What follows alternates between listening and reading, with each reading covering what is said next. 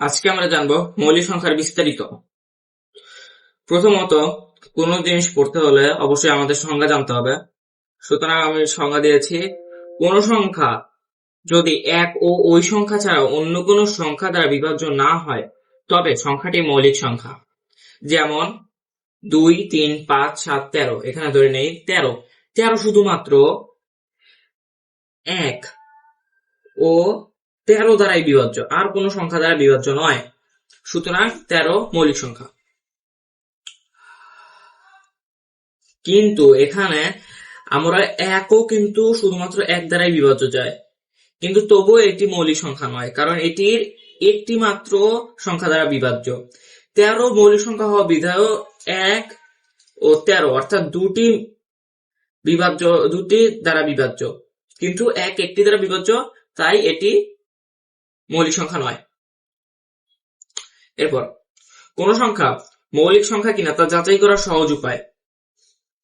কোন সংখ্যা তখনই মৌলিক সংখ্যা হবে যখন সংখ্যাটি 2, 3, 5, 7 দ্বারা নিঃশেষে বিভাজ্য হবে না, বা অন্যভাবে বলা যায় সংখ্যাটিকে যদি 2, 3, 5, 7 দ্বারা বিভাজ্য করা না যায় তাহলে সংখ্যাটি মৌলিক সংখ্যা। 1 থেকে 100 পর্যন্ত মৌলিক সংখ্যা 25টি। মনে রাখার টেকনিক: 44, 22, 3, 22, 3, 2, 1। আমরা যেভাবে মোবাইল নাম্বার মুখস্থ করি সেভাবে আমরা এটাও মুখস্থ করতে পারি যে 44, 22, 3, 22, 3, 2, 1।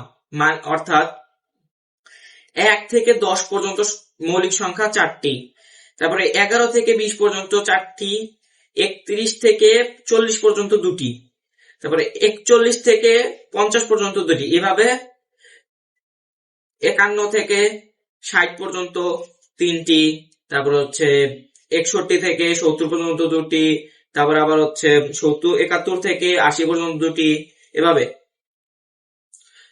1 থেকে 100 পর্যন্ত মৌলিক সংখ্যা 2, 3, 5, 7, 11, 13, 17, 19, 23, 29, 31, 37, 41, 43, 47, 53, 59, 61, 67, 71, 73, 79, 38, 89 এবং 97। সুতরাং মোট 1 থেকে 100 পর্যন্ত মৌলিক সংখ্যা 25টি। আজ এই পর্যন্তই, বিদায়।